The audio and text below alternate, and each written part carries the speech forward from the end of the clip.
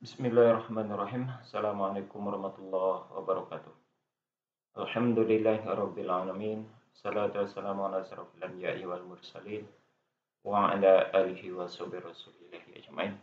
Rabbi shrah li sadri wa yassir li amri wahlul 'uqdatam min lisani yafqahu qawli. Alhamdulillah, puji syukur kita ucapkan kehadiran Allah Subhanahu wa taala. Sampai hari ini Allah masih memberikan kesehatan kepada kita. Salawat dan salam kepada Nabi Allah Muhammad sallallahu alaihi wasallam. Allahumma shalli ala Muhammad wa ala ali Muhammad. Uswatun hasanah buat kita semua, contoh suri tauladan hidup buat seluruh umat manusia. Saudara sekalian, kembali kita berbincang-bincang, berbicara tentang hal-hal yang perlu kita bicarakan tentunya dalam hal ini berkaitan dengan seputaran perbandingan agama. Ya, masih serial berkaitan dengan Raja Daud. Ya, kehidupan Raja Daud ini memang begitu cukup menarik untuk kita soroti dan untuk kita bincangkan serta kita bicarakan berdasarkan kepada Alkitab tentunya, berita-berita ataupun kisah-kisah yang dialami oleh Raja Daud.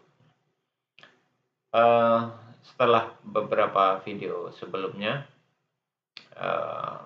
kita membicarakan tentang ada sedikit perselisihan begitu ya, perbedaan dari berita atau kisah yang disampaikan oleh Alkitab berkaitan dengan perjalanan hidup Raja Daud.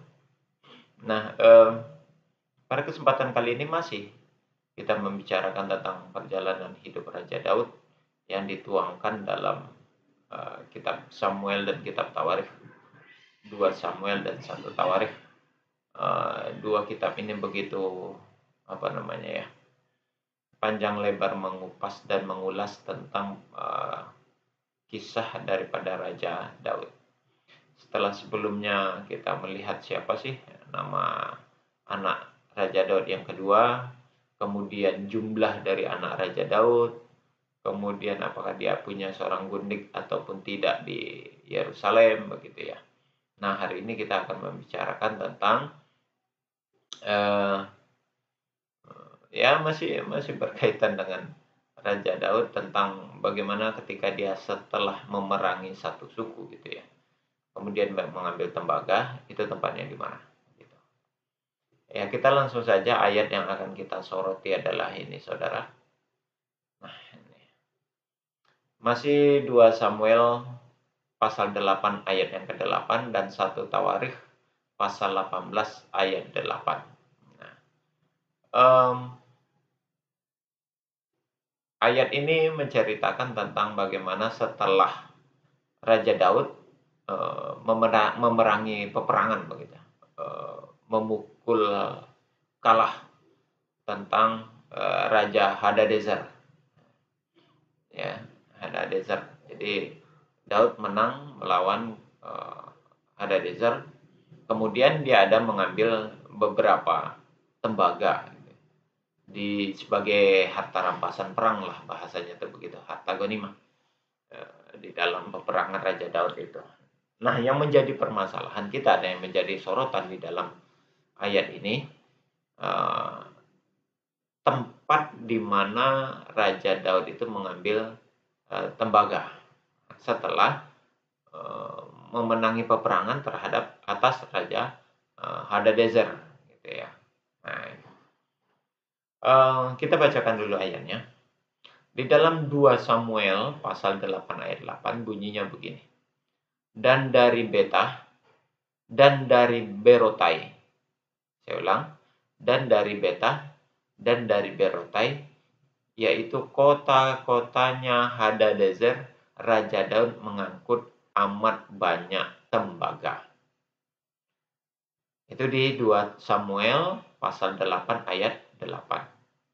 Sedangkan di 1 Tawarikh 18 ayat 8 atau 1 Tawarikh pasal 18 ayat 8 bunyinya, dan dari Tibat dan dari Kun. Nah, saudara, ya, bisa kita perhatikan itu ya. Dan dari Tibat dan dari Kun, yaitu kota-kota Hadadezer, Daud mengangkut amat banyak tembaga.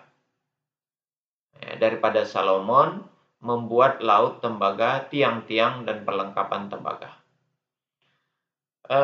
Saudara, dua ayat ini menceritakan tentang bagaimana Raja Daud itu mengambil banyak tembaga atas kemenangan peperangannya dari Raja Hadadezer.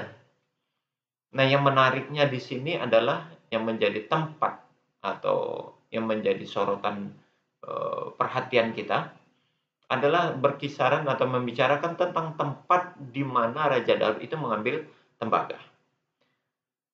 Di 2 Samuel pasal 8 ayat 8, di sana disebutkan tempat mengambilnya tembaga itu adalah Betah dan Berotai. Sedangkan di 1 Tawarikh 18 ayat 8, tempat Raja Daud itu mengambil tembaga bukan di Betah dan Berotai, tapi di Tibat dan Kun. Dan dari Tibat dan dari Kun. Kalau dari atas yang di Samuel itu dari Betah dan dari Berotai. Dua tempat yang berbeda dikabarkan ya secara jelas posisi tempat di mana Raja Daud itu mengambil tembaga ini menjadi sorotan dan menjadi timbul pertanyaan. Di manakah Raja Daud mengambil tembaga setelah memenangi peperangan ataupun mengatasi perlawanan daripada Hadadezer? Di Betah Berotaikah atau di Tibat dan Kun? Dari sisi tulisan saja dan nama itu berbeda. Itu berbeda. Ini menunjukkan satu tempat juga yang berbeda. Ya. Tidak mungkin nama yang berbeda menunjukkan tempat yang sama itu. Enggak begitu ya. Ini menunjukkan tempat yang berbeda. Nah, yang jadi pertanyaan itu adalah di Betah atau Berotai atau di Tibat dan di Kun. Kalau kita pertanyakan lebih lanjut, ini mana yang benar? Tidak mungkin dua-duanya benar. Pasti ada yang salah. Salah satunya, minimal salah satunya salah. Atau dua-duanya yang salah. Nah, begitu. Kita lanjutkan lagi pertanyaannya itu, beginikah caranya kitab suci mengabarkan kisah, mengabarkan berita kepada umatnya yang penuh dengan kalau bahasanya kita itu ya plan begitu ya, plan. Di satu sisi mengatakan di sini, sisi lain mengatakan di tempat yang berbeda. Begitu.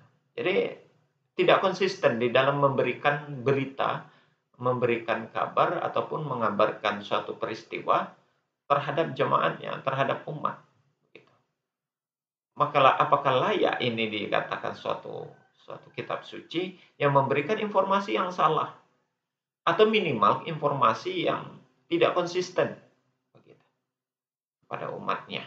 Nah, ini nanti kalau umatnya atau para jemaatnya menceritakan ke jemaat yang lain seperti apa ini? Mana yang harus dipegang kisah itu yang akan dia lanjutkan estafet kisah itu. Misal kalau seandainya seorang pendeta memberikan khutbah di dalam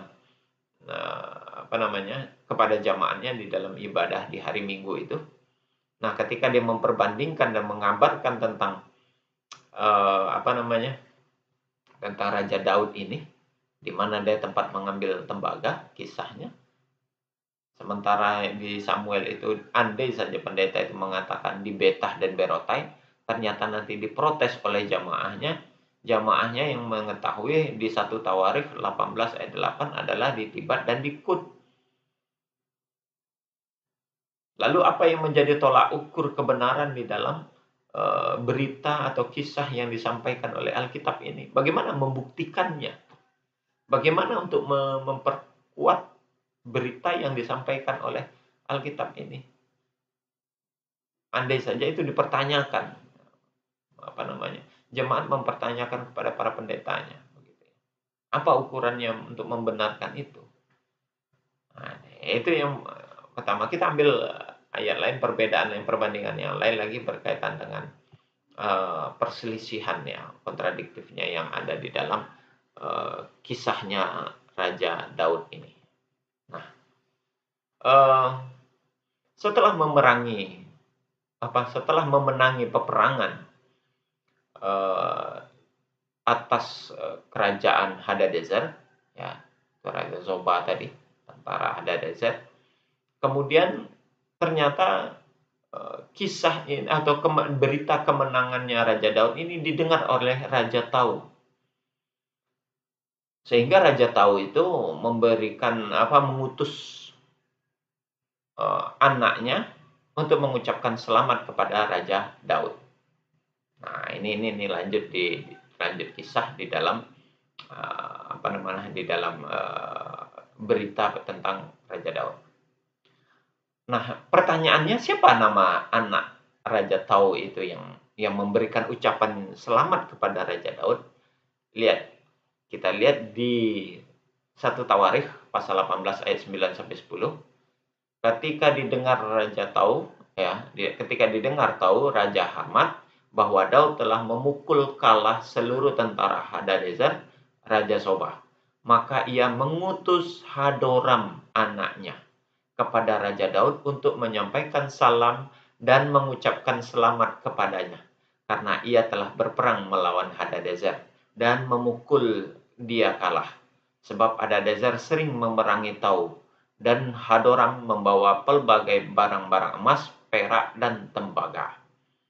Jadi di 1 Tawarikh pasal 18 ayat 9 sampai 10 ini, anak Raja Tau yang menyampaikan atau yang mengucapkan selamat ya kepada Raja Daud, itu nama anaknya adalah yang diutus bernama Hadoram. Kita lihat di 2 Samuel pasal 8 ayat 10. Maka Raja Tau mengutus Yoram anaknya kepada Raja Daud untuk menyampaikan salam dan mengucapkan selamat kepadanya, karena ia telah berperang melawan Hadadezer dan memukul dia kalah. Sebab Hadadezer sering memerangi Tau, dan Yoram membawa barang-barang perak, emas, dan tembaga. Jelas saudara bisa melihat di sini, kalau di dalam 1 Tawarikh 18, itu anak Raja Tau di situ yang mengucapkan selamat kepada Raja Daud, itu bernama Hadoram. Sedangkan di 2 Samuel pasal 8 ayat 10, anak Raja Tau yang mengucapkan selamat kepada Raja Daud itu bukan Hadoram, tapi Yoram. Dua nama yang berbeda. Nah, kalau kita, gimana ya? Ini masih beberapa, saudara. Kita masih berlanjut nanti ke seri-seri berikutnya tentang problematika yang disampaikan oleh Alkitab dalam menceritakan Raja Daud itu begitu banyak perbedaan. Ada terjadi perselisihan, ada terjadi perbedaan nama, jumlah-jumlah yang tidak konsisten, penyebutan-penyebutan. Ini pertanyaan saya tuh, gimana hak Tuhannya gitu ya, Tuhan Yesus di dalam memberitakan kabar Injil ini kepada jemaat, kepada penulisnya. Ini menunjukkan bahwa carut marut yang ada di dalam Alkitab itu dalam menceritakan dan dalam mengabarkan berita kepada jemaatnya itu tidak sulit untuk dipegang dan dapat dipercaya. Ya, kalau dari sini tadi tempat nama wilayah, nama daerah Raja Daud mengambil tembaga saja beda. Betah, Berotai, dan Tibat, dan Kun, dari 2 surat itu. Kalau kita lihat kembali, nama anak Raja Tau yang menyampaikan ucapan selamat dan salam kepada Raja Daud yang diutus juga berbeda. Hadoram dan Yoram. 2 nama yang berbeda. Tidak mungkin namanya sama ini, nama-nama yang berbeda dan orangnya sama, ini gimana? Jadi ini satu sorotan yang menarik sebenarnya. Satu sorotan yang menarik yang bisa dijadikan bahan pemikiran lebih lanjut tentang kredibilitas dan kualitas Alkitab sebagai kitab suci yang harus diyakini. Bagaimana bisa kita mempercaya dan meyakini bahwasanya itu firman Tuhan, kalau seandainya saja berita-berita yang ada di dalamnya itu tidak konsisten, pelin-pelan. Ya. Satu sisi diceritakan begini, sisi lain ceritanya begini. Bagaimana mungkin itu bisa dikatakan kitab suci yang pantas untuk diikuti? Maaf, bukan maksud untuk merendahkan dan melecehkan, tapi itu adanya. Dan itu yang tertuang di dalam Alkitab itu. Itu yang tertuang di dalam Alkitab. Ya. Bagaimana kisah ini baru sebahagian kecil yang kita sampaikan. Nanti akan ada penyampaian-penyampaian berikutnya tentang, pokoknya kalau seandainya berbicara tentang Raja Daud yang terdapat di dalam 2 Samuel dan 1 Tawarikh ini, terjadi banyak perselisihan, terjadi banyak perbedaan-perbedaan informasi dan berita yang itu mengakibatkan kecurigaan dan keraguan. Keraguan bagi setiap orang atau siapapun yang membacanya, tidak saja di kalangan kami umat Islam. Saya rasa kalau seandainya saudara-saudaraku yang beragama Kristiani, andai saja kalian membaca secara detail gitu ya, silakan dibaca itu 2 Samuel, ya, 2 Samuel dan 1 Tawarikh, dari ayat pertama itu ya, dari pasal pertama sampai pasal-pasal berikutnya itu. Kita nanti akan banyak berbicara tentang 2 Samuel dan 1 Tawarikh ini, kita perbandingkan benar ayat-ayat. Ini sudah video yang ketiga, kita berbicara khusus membicarakan tentang 2 Samuel dan 1 Tawarikh. Kita perbandingkan tentang berita yang disampaikan di dalamnya berkaitan tentang Raja Daud. Banyak di dalam ayat ini, 2 surat ini yang menceritakan yang hampir kedua surat ini menceritakan seluruhnya, ayat-ayat dan pasal-pasalnya itu hampir seluruhnya menceritakan tentang kerajaan ataupun Raja Daud. Yang di dalamnya terdapat kontradiktif, terdapat perbedaan-perbedaan, terdapat perselisihan-perselisihan yang terdapat salah dalam menyampaikan berita, sehingga sulit untuk diyakini dan dipercaya kalau ini adalah firman dari Tuhan. Masa Tuhan salah dalam menyampaikan? Dan salah itu bukan 1 atau 2, tapi banyak, sangat banyak. Nanti kita sampaikan yang banyak itu yang di mana. Demikian saudara untuk hari ini. Semoga bermanfaat. Kita tutup dengan kafaratul majelis. Subhanakallahumma wa bihamdik, asyhadu an la ilaha illa anta, astaghfiruka wa atubu ilaik. Assalamualaikum warahmatullahi wabarakatuh.